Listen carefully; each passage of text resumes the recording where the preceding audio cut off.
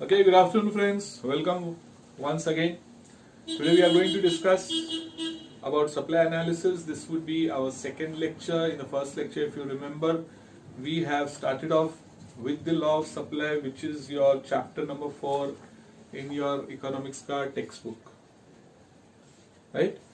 Now, for the academic year 2020-21, that is for those of you who are going to give the exam in March or April 2021, you would have received the government notification that because of the COVID-19 pandemic, because of the coronavirus, there is a reduction in 25% syllabus.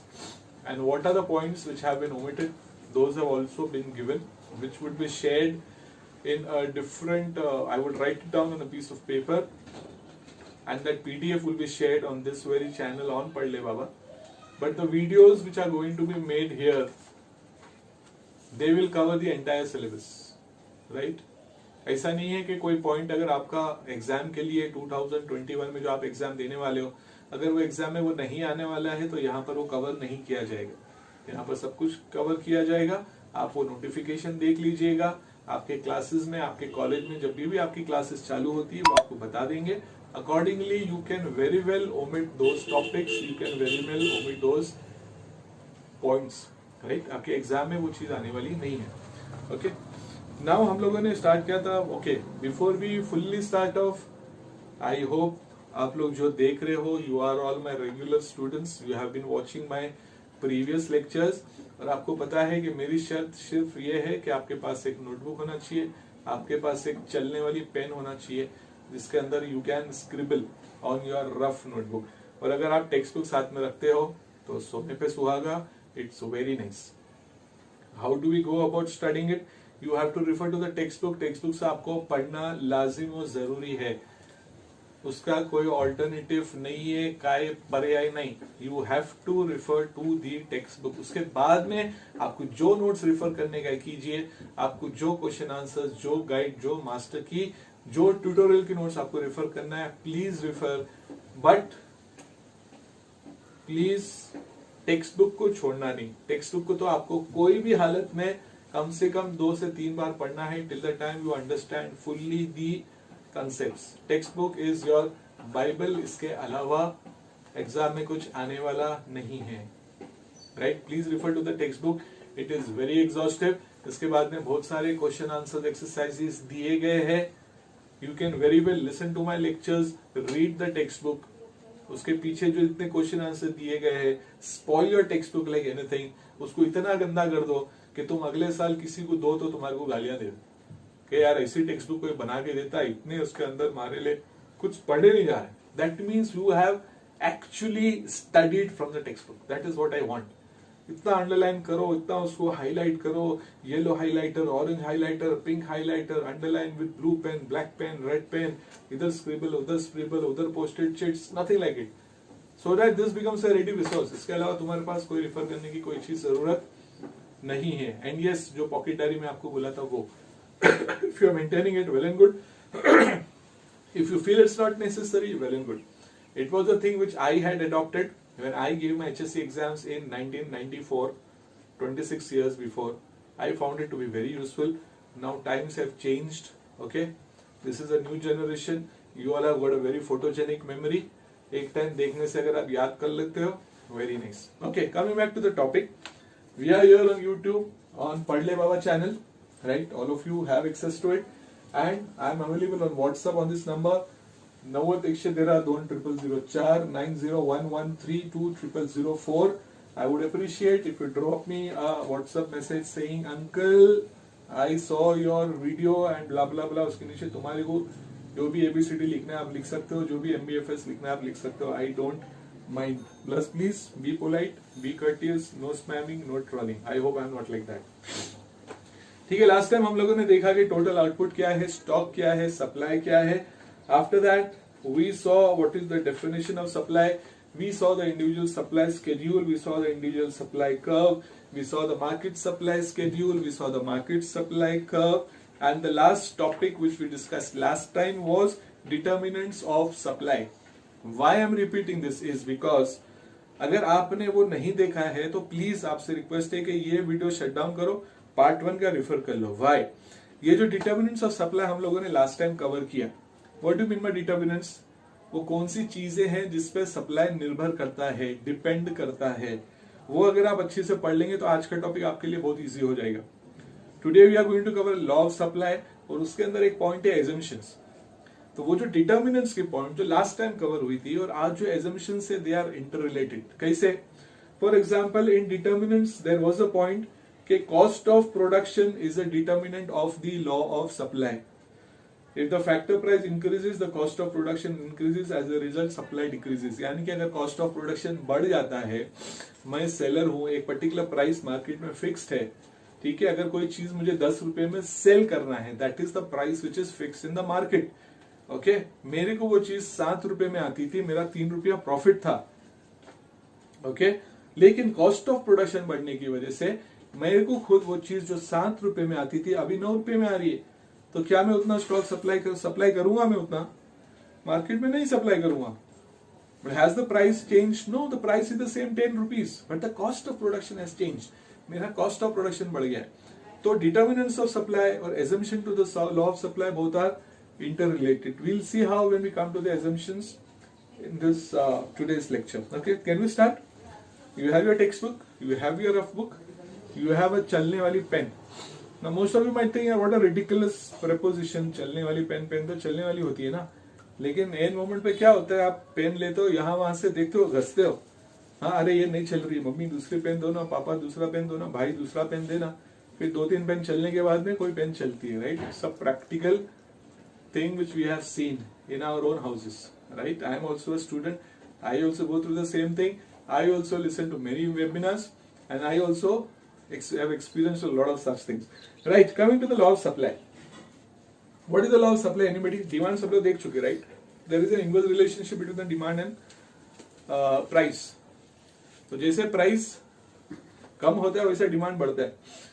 जब भी हम लोग law of demand करते हैं, जब भी हम लोग ये एज्यूम करते हैं कि मैं खुद खरीदार हूं, और जब लॉ ऑफ सप्लाई करते तो मैं ये एज्यूम करता हूं कि मैं बेचने वाला हूं। तो तुम कभी कोई चीज ज्यादा बेचोगे, ऑब्वियसली तुम तब कोई चीज ज्यादा बेचोगे जब उसे तुम्हारे को उसमें से ज्यादा मुनाफा मिलेगा, ज्यादा प्रॉफिट मिलेगा। कब ज्यादा प्रॉफिट मिलेगा? When you sell it at a high price. Simple, understandable, logical, ठीक है, कॉमन सेंस। बट अनफॉर्चुनेटली क्या है मालूम है, common sense is the most uncommon. Okay, the higher the price, the higher the quantity supplied. Yes or no? The higher the price, the higher the quantity supplied. That is the law of supply. Supply is a functional relationship with the price of the commodity. Okay, let's read. The law of supply is a fundamental principle of economic theory. किसने बताया था? Our favorite professor Alfred Marshall. Which book? Principle of Economics, which year? 1890. It explains the function relationship between the price of the commodity and the quantity supplied. How will we write it? Supply of commodity X is a function of price of X. इस तरीके से हम लोग लिखेंगे। Supply of X, I hope you can see this. Supply of X is a function of price of X. S यानी supply, X commodity X, F functional relationship, P price, X the commodity which I am going to supply. Higher the price of the commodity, higher is the quantity supplied. Okay, let's read now. Other thing being constant. What is that other thing being constant? Ceteris paribus. हमेशा economics के अंदर कोई भी law start करने के पहले we say that ceteris paribus. Other things being equal, other things being constant. क्या होता है? Other things being constant, higher the price of a commodity, more is the quantity supplied, and consequently we can say that lower the price of the commodity, lower is the fall in the price, results in a fall in the quantity supplied. Thus there is a direct relationship between price and supply. Okay, direct. Demand में क्या था? Inverse. Demand में क्या था? There is an inverse relationship between price and demand. The higher the price of a commodity, the lower is the quantity demanded. But in supply, the higher the price of the commodity, the higher the quantity supplied. Demand में Higher the price of the commodity, lower is the quantity demanded. Okay, so in supply there is a direct relationship between price and the quantity supplied of commodity X. Okay, now coming to assumptions. What do you mean by assumption? Demand में हम लोगों ने किया, utility में हम लोगों ने किया. When we are doing the law of DMU, diminishing margin utility, we saw this. You will always come across these things: determinants of the law of supply, assumptions to the law of supply, exceptions to the law of supply, criticism to the law of supply. ये हर chapter में आएंगी ये चीजें. So it is necessary to understand what that means. Determinant समझ गए ना आप लोग? डिटर्मिनेंट ऑफ सप्लाई मतलब ये चीजों पे सप्लाई डिपेंड करता है, right? Assumptions of the law of supply मतलब ऐसा होगा तो ही लॉ ऑफ सप्लाई काम करेगा, अगर ऐसा नहीं होगा तो लॉ ऑफ सप्लाई काम नहीं करेगा. ये दवा, तुम बीमार हो, ये दवा तुम्हारे को असर करेगी. एजम्पशन क्या होगा? You have to take this दवा in the right quantity at the right time as per the dosage given by a doctor. जितनी मिकदार में डॉक्टर बोला उतना ही खाना. दवा बहुत अच्छी, तो बोले मैं पूरा पत्ता खा लेता हूँ, 10 गोली एक साथ खा लिए. सुबह तुम चले गए कोमा में, अनकॉन्शियस हो गए, हॉस्पिटल में लेके गए बेहोशी की हालत में, जिंदगी और मौत के बीच में खेल रहे हो. अरे दवा थी ना, but what did you do? दवाई थी ना, बट एजम्पशन क्या है? उतनी ही दवा लो जितना डॉक्टर बोलता है, वही टाइम पे लो जितना डॉक्टर बोलता है. खाने के पहले तो खाने के पहले, खाने के आधा घंटा पहले तो खाने के आधा घंटा पहले, तो ही वो दवा असर करेगी. यहाँ पे assumptions. Constant cost of production. अगर कॉस्ट ऑफ प्रोडक्शन कांस्टेंट है तो ही लॉ ऑफ सप्लाई काम करेगा. Technique of production, constant technique of production. अगर टेक्निक ऑफ प्रोडक्शन कांस्टेंट है तो ही लॉ ऑफ सप्लाई काम करेगा, नहीं तो लॉ ऑफ सप्लाई काम करने वाला नहीं. डिमांड के अंदर अगर आप पढ़ रहे एजम्पशंस, ये एजम्पशंस है तो ही लॉ ऑफ डिमांड काम करेगा, नहीं तो लॉ ऑफ डिमांड काम करने वाला नहीं है. Coming to law of supply. Why am I going to law of demand? I don't know. Okay, assumptions. First assumption is constant cost of production. Again, यहां पर मैं ये बोर्ड पे लिखता हूं what is my law of supply. Higher the price, higher the quantity supplied, lower the price, lower the quantity supplied. अगर price same है, ये मतलब कांस्टेंट ना. अगर प्राइस कांस्टेंट है और सप्लाई चेंज होता है, सप्लाई या बढ़ता है या घटता है, तो I will call this as an exception. Got it? Law of supply क्या बोलते हैं? प्राइस बढ़ेगा, सप्लाई बढ़ेगा, प्राइस घटेगा, सप्लाई घटेगा. लेकिन प्राइस कांस्टेंट होने पर भी अगर सप्लाई बढ़ता है या सप्लाई घटता है तो it will call it as an exception. ठीक है?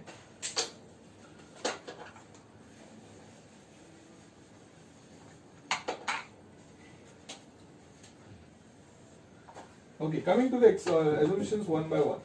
First is constant cost of production. For all these, I assume that I have, I'm selling a particular thing in the market, let's say for rupees 20.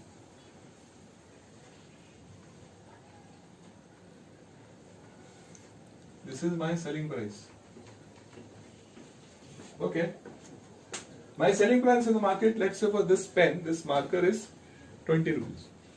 Now I am assuming that constant cost of production remains constant. अगर cost of production change होता है, ठीक है, मेरे को, मैं ये बेच रहा हूँ 20 में, मेरे को आ रहा था, इसका कॉस्ट प्राइस था 15. Cost price is 15, I am selling it at ₹20, तो बीच का प्रॉफिट मुझे कितना मिल रहा है? 5 rupees, right? Cost of production अगर चेंज हो जाता है, for example cost of production बढ़ गया, तो मेरे को जो 15 रुपया कॉस्ट प्राइस था, let's say it goes up to 18, तो मुझे तो उसको 20 में ही बेचना है, तो मेरा प्रॉफिट कितना हो जाएगा? 2 रुपया. तो व्हाट विल आई डू? मैं कम सप्लाई करूंगा, मैं कम सप्लाई करूंगा, मैं क्या करूंगा? कम सप्लाई करूंगा. बट प्राइस चेंज हुआ है क्या सप्लाई का? नहीं, प्राइस तो उतना ही, लेकिन क्वांटिटी सप्लाई चेंज हो गया. क्यों? क्योंकि कॉस्ट ऑफ प्रोडक्शन जो है वो चेंज हो गया, right? Similarly technique of production, technique of production बहुत अच्छी हो जाती है. मैं नया मशीन लेकर आ गया, तो मेरा जो कॉस्ट प्राइस 15 था, मेरा कॉस्ट प्राइस सपोज 12 हो गया. मेरा कॉस्ट प्राइस 12 हो गया, अभी भी प्राइस 20 है, मेरे को प्रॉफिट, वाओ, 8 रुपीज प्रॉफिट, तो मैं और सप्लाई करता हूं. तो at the same price I am willing to supply more. ठीक है? दैट्स व्हाई अगर लॉ ऑफ सप्लाई को काम करना है तो technique of production should remain constant. Similarly weather conditions, अगर एग्रीकल्चरल कमोडिटी है, वेदर कंडीशंस खराब हो गए तो बंदा नहीं उत्पादन दे पाएगा। अगर वेदर कंडीशन बहुत अच्छी बारिश होती है तो सेम प्राइस में भी सप्लाई बढ़ सकता है। अगर सेम प्राइस में सप्लाई बढ़ता है, that means that the law of supply is not working. Law of supply says that the supply will go up only if the price goes up, but यहां the price is the same, लेकिन बारिश बहुत अच्छी हो गई तो supply बढ़ गया, ठीक है, तो लॉ ऑफ सप्लाई फेल होगा। क्यों फेल हो गया? बिकॉज ये एजम्पशन यहाँ पे फुलफिल नहीं हुआ कि there should be no change in the weather condition. Similarly there should be no change in government policy. Government policy change होगी, मेरा प्राइस चेंज हो गया, मैं यहाँ ज्यादा सप्लाई करूंगा या कम सप्लाई करूंगा। सिमिलरली ट्रांसपोर्ट कॉस्ट, सपोज पहले ट्रक्स लेके आते थे, मैं suppose Nashik is famous for grapes, right, Nashik से ग्रेप्स आते थे बॉम्बे, तो मैं ग्रेप सप्लाई करता था। नासिक से ग्रेप्स आना बंद हो गए क्योंकि जो ट्रक्स वगैरह है वो बंद हो गई चलना पैंडेमिक की वजह से, कोरोना 19 की वजह से। तो what happened? Supply reduced because the transport cost went up. Prices of other goods should remain constant. एक शेतकरी है, उसको पता चलता है कि दूसरी चीज के अंदर उसको ज्यादा मुनाफा मिलने वाला है, तो वो अपनी जमीन को दूसरी चीज में इस्तेमाल कर देता है। Okay, that is why suppose वो पहले सपोज अनार उगाता था, उसे पता चला ग्रेप्स में अच्छा मुनाफा है तो अनार उगाना उसने छोड़ दिया, अनार का सप्लाई कम हो गया। अनार का प्राइस सेम है लेकिन अनार का सप्लाई कम हो गया बिकॉज वो शेतकरी जो है वो जमीन पे भी क्या उगा रहा है? ग्रेप्स उगा रहा है। Therefore, prices of other goods should remain constant. There should be no future expectations. This, I believe, all my students should be able to explain it to anybody. What is this no future expectations? This is written in various ways. You can have expectations regarding future prices. This is another way of writing it, no future expectation. मतलब अगर मुझे ऐसा लगता है कि कल price बढ़ने वाला है, यानी कि मुझे कल ज्यादा मुनाफा मिलेगा, तो आज प्राइस सेम है लेकिन मैं सप्लाई नहीं करूंगा। This often happens with who? Come on, so many times we have done it. This happens with petrol pump owners. Government ने प्राइस बढ़ा डाली, अरे वाह, मैं तो पेट्रोल लेके रखा हूं कितने में? 15 रुपए में। नहीं, मैंने पेट्रोल लेके रखा हूं 65 रुपीज में। अभी पेट्रोल प्राइस है 80 रुपीज। गवर्नमेंट बोली कल से प्राइस हो जाएगा 90, तो मैं क्या करूंगा? आज 6 बजे में पेट्रोल पंप बंद, स्टॉक खत्म हो गया। कल जब सुबह आएंगे तो मैं कितने में बेचने लगूंगा? 90 रुपीज में। तो this is not working, this is against the law of supply. Why? Because this assumption is not fulfilled. And what is that assumption? No future expectations. Okay, now let's revisit this all again once again. ये एक तरीके से भी हम लोग याद कर सकते हैं। कैसे? Constant cost of production, again you say constant technique of production, you say constant weather condition, you say constant government policy, constant transport cost, constant price of other goods and no future expectations. एक तरीके से याद करो आप लोग। This is what is given in the textbook. Or if you want to write no change, you write no change in cost of production, no change in technique of production, no change in weather condition, no change in government policy, no change in transport cost, no change in prices of other goods and no future expectations. ठीक है, एक जैसा याद करोगे, याद करने के लिए भी आसानी होगी। For people like me who are weak on memory, हम लोग वैसा सोचते हैं किस तरीके से याद करें। If you are very good in memory, please go ahead. So this is our assumptions. I hope it is correct. The next thing what we are going to take is the supply schedule and the supply curve. Again, you have to visit the lecture number 1 before you come to this because this has already been explained there. Obviously, I will do this once again. लेकिन वो अगर आप लोग देखे हो तो you will be able to catch this very nicely. Right? Be with me. Okay, now let's see what is the supply schedule and let's see what the supply curve. Again, this has already been covered in part 1. Please go through it before you come to part 2. The law of supply says that जैसे जैसे price बढ़ते जाते हैं वैसे वैसे supply बढ़ते जाता है। Higher the price of the commodity, higher is the quantity supply. तो हम लोग एक छोटा सा सप्लाई शेड्यूल ले लेते हैं, अब फिक्शनल सप्लाई शेड्यूल। उसके अंदर अलग अलग प्राइसेस पे हम लोग प्लॉट करेंगे कि सप्लाई किस तरीके से बढ़ता है। We take the price of a commodity, okay, this is in rupees. Let's say the commodity is X, price is in rupees. Okay, तो यहाँ पे प्राइस बढ़ता जा रहा है। From 10 it has gone up to 50. Your price is increasing. Law क्या बोलता है? जैसे जैसे प्राइस बढ़ता है वैसे वैसे सप्लाई भी बढ़ता चला जाता है। Now as the price is increasing, we see that the quantity supplied of the commodity is also going on increasing. जब मैं 10 रुपए में 10 रुपया प्राइस था मार्केट के अंदर तो मैं 100 क्वांटिटी सप्लाई करता था। जब again it has gone up to 50, I am supplying how many units of the commodity? 500. Why? Because the price has gone up, the supply has also gone up. Okay? इसी चीज को हम लोग supply curve में plot करते हैं. You are passionate about schedules, you are passionate about graphs, right? X axis, Y axis, you take the quantity supplied in kgs on the X axis 100 से लेके 500 तक, 100, 200, 300, 400, 500. On the y-axis, you take the price in rupees 10, 20, 30, 40, 50. Now this is my x-axis, this is my y-axis. हम लोग क्या देखते हैं? This is the point where it intersects 10, ये 20, ये 30, ये 40, ये 50.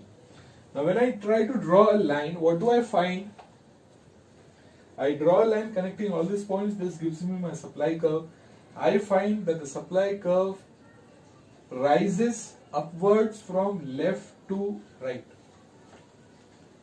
ठीक है? Any doubts? I hope no doubts.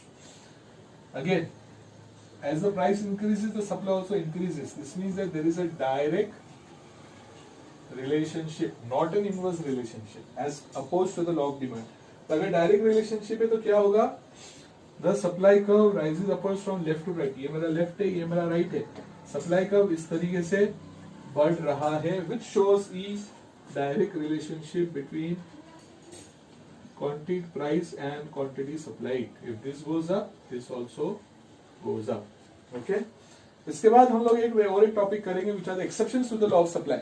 Law of supply क्या है? प्राइस बढ़ी तो सप्लाई बढ़ा. लेकिन ऐसे भी कुछ चीजें हैं कि अगर उसका प्राइस बढ़ता है तो सप्लाई नहीं बढ़ता है, सप्लाई उतना ही रहता है. और ऐसा भी है कि प्राइस तो बढ़ रहा है लेकिन सप्लाई बढ़ने के बावजूद बढ़ने के बजाय गिर जाता है. तो अगर वो या तो प्राइस बढ़ने पर सप्लाई बढ़ने के बजाय गिर जाता है तो it is an exception to the law of supply. अगर प्राइस रिमेन्स कांस्टेंट लेकिन सप्लाई बढ़ता है घटता है तो it is an exception to the law of supply. अगर प्राइस बढ़ जाता है लेकिन सप्लाई उतना ही है तो it is an exception to the law of supply. Anything which goes against this मतलब this formula, price goes up supply goes up, that's it. इसके अलावा अगर कोई भी रिलेशनशिप आती है तो they are exceptions to the law of supply. Now what are those exceptions? Let's see. Now let's come to the last topic in today's lecture, that is the exceptions to the law of supply. Again, ceteris paribus सब कुछ ठीक होने के बावजूद there are certain exceptions to the law of supply. याद रखें law of supply क्या बोलता है? Price of a commodity increases, supply of a commodity increases. कोई भी चीज इसके बरखिलाफ हो तो I would say कि it is an exception to the law of supply. ठीक है? But the most important thing is the favorite thing for your board exams, the favorite thing for your test, that is the supply of labor. इसको इस तरीके से पूछा जाता है, write a short note on backward bending supply curve of labor. Supply curve of labor के पहले क्या लिखा हुआ आएगा आपके पास? Backward bending.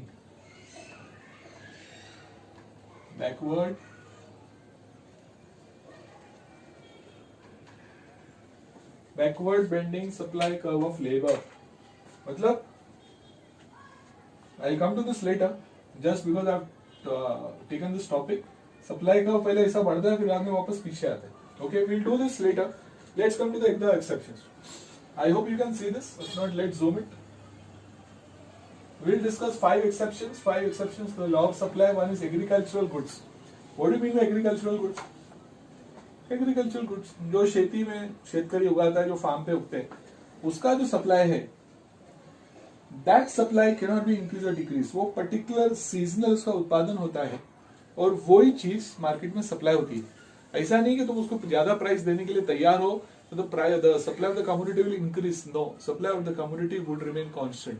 जितना शेतकरी ने खेती में से निकाला है उतना ही आपको सप्लाई देगा. It is not a manufactured commodity कि आप फैक्ट्री के अंदर मशीन चलाओ, पहले 8 घंटा फैक्ट्री चलाते थे, अब 12 घंटा चलाओ, 24 घंटा चलाओ तो आपका उत्पादन, आपका प्रोड्यूस बढ़ जाएगा. नो. तो एग्रीकल्चरल कमोडिटीज अगर प्राइस बढ़ेगा भी तो सप्लाई बढ़ेगा क्या? नहीं, सप्लाई कांस्टेंट रहेगा, जितना है उतना ही रहेगा. Next is urgent need for cash. पैसे की बहुत ज्यादा जरूरत है. लॉ ऑफ सप्लाई क्या बोलता है? मैं तब ज्यादा सप्लाई करूंगा जब मुझे प्राइस ज्यादा मिलता है, लेकिन मेरे घर में कोई इमरजेंसी आ गई, somebody has to be hospitalized, I need cash urgently, तो मैं क्या करता हूं, मार्केट में पर्टिकुलर प्राइस से, लेट्स से 20 रुपीज, ठीक है, मैं सप्लाई कर रहा हूं, लेकिन मुझे कैश की ज्यादा जरूरत है, तो मैं 20 रुपीज प्राइस पे भी ज्यादा सप्लाई करता हूं। मेरे पास जितना प्रोडक्शन है, जितना गोदाम में पड़ा है, सब कुछ मैं मेरे शॉप में लाके रख देता हूं, लेके जाओ लेके जाओ लेके जाओ लेके जाओ। Why? Because I need the cash. Law of supply क्या बोलता है? सप्लाई तब बढ़ेगा जब प्राइस बढ़ेगा। यहाँ पे प्राइस बढ़ा क्या? नहीं, उतना ही है, 20 rupees, but I need the cash, therefore I'm supplying more, therefore it is an exception to the law of supply. Third is perishable goods. You go to the market, most of you, especially the girl students, boys should also go to the market, but पता नहीं जाते, मैं भी नहीं जाता हूँ, my wife goes. Okay, when you go to the market, especially if you go at a time when जब जो बेचने के लिए जो लोग आते हैं ना, वो लोग जाने लगते हैं. Let's say you go in the evening, right, towards sunset, 6 बजे जा रहे हो, 6:30 बजे जा रहे हो, तो वो लोग क्या करते हैं? सप्लाई कब बढ़ना चाहिए? जब प्राइस बढ़ रहा है, ठीक है ना। सप्लाई कब घटना चाहिए? जब प्राइस घटता है। वो लोग बेचारे लोग क्या करते हैं, वो लोग जो वेजिटेबल्स वगैरह लेकर आए, वो लोग को पता है अगर मैं घर पे लेके जाऊंगा, कल लेके आऊंगा तो माल खराब हो जाएगा, तो at the same price they are willing to supply more, और वो लोग का जितना सप्लाई है प्राइस रिड्यूस करके बेच डालते हैं। लॉ क्या बोलता है?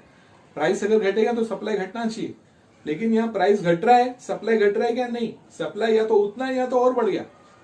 वो बेचारे के पास जितना गोनी में पड़ा था ना, वो भी सब रख दी बेचने के लिए। क्यों? Because it is a perishable goods, कल वो चीज खराब हो जाएगी, तो जितना मिलता है ले लो और चलो घर पे। Therefore, it is an exception to the law of supply. बोलती है कि गोनी के अंदर जितना पड़ा है ना, उतना सब कुछ बेच डालो। सप्लाई बढ़ रहा है, प्राइस बढ़ रहा है क्या? नहीं, प्राइस सेम है, लेकिन वही प्राइस पे ज्यादा बेच रही है। Why? Because her commodity is a perishable commodity. पालक की भाजी लेके आइए, मेथी की भाजी लेके आइए, something like that, you know, she cannot take it home and again get it the next day because her whole mall will become खराब। तो perishable goods के लिए ऐसा होता है, it is an exception to the law of supply. Rare goods, what do you mean by rare goods? Again, what is the law of supply? मैं इतना repeat करूंगा ना, law of supply, law of supply, law of supply, तुम लोग पक जाओगे, अरे क्या अंकल क्या सिखा रहे, दिमाग की दही।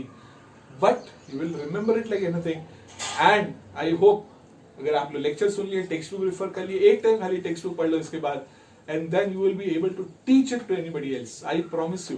फिर आपको खाली क्वेश्चन आंसर याद करना है, because your exam is a written exam, your exam is not an oral exam. लेकिन आपके concepts would be fantastically, you know, engraved in your minds. इसमें कोई शक नहीं है, provided you are paying attention. Last point here is rare goods. What does the law of supply say? Price बढ़ेगा तो supply बढ़ना चाहिए. I have a rare painting, 1400 years पुरानी, 1500 years पुरानी. I have coins 2000 years back, 3000 years back. I am willing to pay, you know, lakhs of rupees for that. तुम क्या उसकी quantity बढ़ा सकते हो? पुरानी पेंटिंग मैं बोलूंगा मैं तुम्हारे इतना प्राइस देने के लिए तैयार हो, तुम और 50-100 लेकर आ सकते हो? नहीं ला सकते हो। Why? Because the supply of rare goods is fixed. It cannot be increased. So even though the price is increasing, the supply is not increasing. Therefore, it is an exception to the law of supply. So how many exceptions we have seen here? 4. What are those exceptions? Agricultural goods, urgent need for cash, perishable goods, rare goods, right? Please go to your textbook once again. और henceforth मेरे हर lecture में please आपके text book में साथ में रहना चाहिए। अभी तक मैं आपको बोलता था एक रफ बुक लेके आओ, पेन लेके आओ।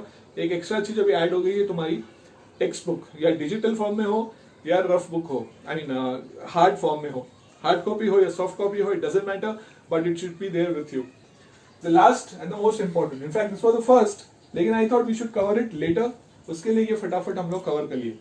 This is what, please pay attention, backward bending supply curve of labour. What does it say? एक मजदूर काम कर रहा है, ठीक है, उसको एक पर्टिकुलर वेज रेट मिल रहा है, या तो कोई बंदा स्पेशलिस्ट है, कंसल्टेंट है, उसको आर्ली वेजेस मिल रहे हैं कि घंटे के हिसाब से उसको प्राइस मिल रहा है। ओके, फ्रीलांसर्स जो होता है वो घंटे के हिसाब से चार्ज करते हैं। Suppose I go and give, you know, lectures in some good classes and all. देता नहीं हूँ. What you are listening is free of cost. It's my hobby. Suppose somebody is paying me, you know, 100 rupees per hour. Me, Sadiq uncle. He says I'll give you 100 rupees per hour. I said okay. I am willing to work with him for 5 hours a day. कोई मेरे को 100 रुपया घंटा का दे रहा है पढ़ाने के लिए, मैं कितने घंटे पढ़ा रहा हूँ? 5 hours a day. How much I am earning per day? 500. Good income, right? Yes, it's a good income. God willing, thank you. 500 रुपया मैंने कमा लिया। दूसरी क्लास वाला मेरे को अप्रोच करता है, सादिक भाई तुम्हारी पढ़ाई अच्छी है, बच्चे लोगों को पसंद आई, मैं तुम्हारे को I am willing to offer you 200 rupees per day. I said वाह वेरी नाइस। तो वो मुझे 200 रुपये दिया, तो I left my first class, I went to the new class. कितना दे रहा है वो मुझे? 200 रुपीज पर डे। मेरा तो कोई फिक्स काम है ना, आई एम वर्किंग समवेयर, उसके साथ साथ भी मैं ये पढ़ा रहा हूँ। तो पहले 100 रुपया था तो मैं कितना पढ़ाता था? 5 घंटे। सुबह जाता था काम पे, शाम में आ जाता था 4 o'clock 5 o'clock, and then from 6 o'clock 6 7 8 9 10 11 o'clock I used to teach 5 hours. यहाँ पर भी same, he is giving 200 rupees is giving me per hour, very good. So I have increased the numbers of hours what I am teaching. I am now teaching how many hours? 7 hours. How much I am getting? 1400 rupees per day. This is according to the law of supply, yes or no? When the quantity is supplied and the price both are increasing, prices quantity supplied हो गया, number of hours I am willing to work, and this is my price. Sorry, this is my price, what I am earning, and this is the quantity supplied. मतलब मैं कितने घंटे काम करने के लिए तैयार हूँ। यहाँ तक तो ठीक है, this is according to the law of supply. But now another class वाला comes. You know, there is a lot of competition. There is a lack of good teachers. I never said I am a good teacher. Okay, but पता नहीं वो लोग को पसंद आ गया। तो तीसरे क्लास वाला अप्रोच किया, ठीक है। He said we are willing to offer you 300 rupees per hour. Now, can I say this is the price for my services? Yes. What should happen according to the law of supply? If he is giving me 300 rupees per hour, I should give more number of hours for teaching, right? मुझे ज्यादा पढ़ाना चाहिए। लेकिन यहाँ पे मैं सोचता हूँ यार मैं ऑलरेडी काम कर रहा हूँ किधर, थक के आता हूँ, अब वापस पढ़ाओ, और मुझे वो कितना दे रहा है अभी? 300 rupees per hour. I said let's say काम करते यार, I am willing to work only for 6 hours. लेकिन ये 6 घंटे काम करने के बाद भी मैं देखता हूँ कि मुझे कितना मिल रहा है? 1800 रुपीज। 5 into 100, 500, 7 to the 14, 6 3 जा 80। ये मैं एक मेंटल कैलकुलेशन कर लिया कि अगर मैं ज्यादा काम नहीं भी करता हूँ और उतने वेज रेट पे, उतने प्राइस पे मैं 1 घंटा कम भी अगर काम कर लेता हूँ तो आई एम अर्निंग, ठीक है। अगर 6 का मैं यहाँ पे 5 भी कर लूं तो 5 3 जा 1500, 1500 इज ऑल्सो मोर देन 1400। तो मेरी जो जरूरत है, मुझे जो पैसे चाहिए वो पैसे तो बढ़ रहे हैं ना, ठीक है। But what is the law of supply say? When the price goes up the supply also should go up. That is, अगर मेरा प्राइस बढ़ रहा है पर आवर तो मुझे ज्यादा घंटे पढ़ाना चाहिए, लेकिन मैं ज्यादा घंटे नहीं पढ़ाता हूं। आई थिंक यार it is sufficient.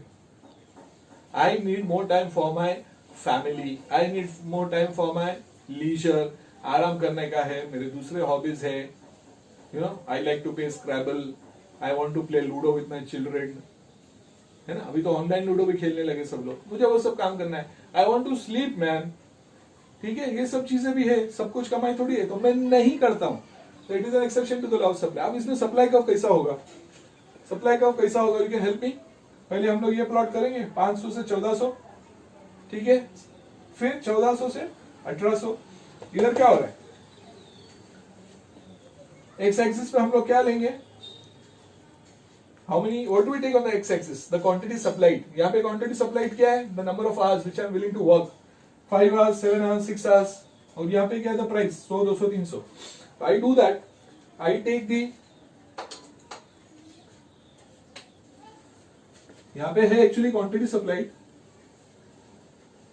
But this is the number of hours.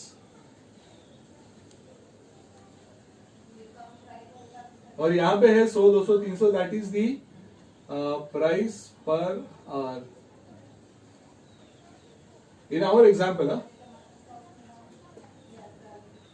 ठीक है, तो पहले क्या होता है?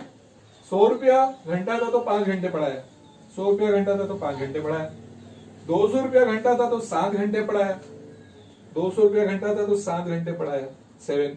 यहां तक तो ठीक है। Supply curve is rising upwards from left to right.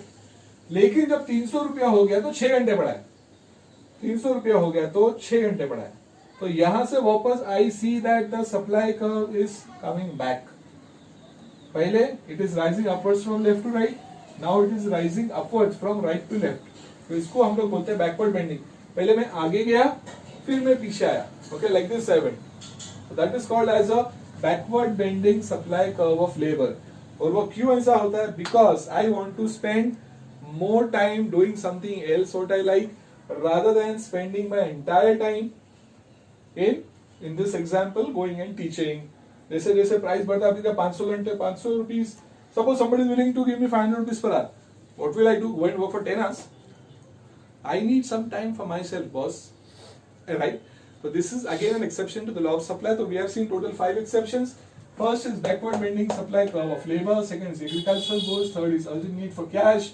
Fourth is perishable good. And fifth is rare goods. That takes care of our session number 2. In session number 3, we'll see variation in supply and we'll see changes in supply. Again, वो session सुनने के पहले आपसे गुजारिश है कि आप जो लॉ ऑफ डिमांड का we have done, variation in demand and changes in demand. Variation में भी 2 होते हैं, एक्सटेंशन कॉन्ट्रैक्शन, और चेंजेस में होता है इंक्रीज डिक्रीज. वो आप वहां पे पढ़ के आइए. तो यहाँ पे चेंजेस इन सप्लाई और वेरिएशन इन सप्लाई समझना बहुत ही आसान हो जाएगा. ठीक है.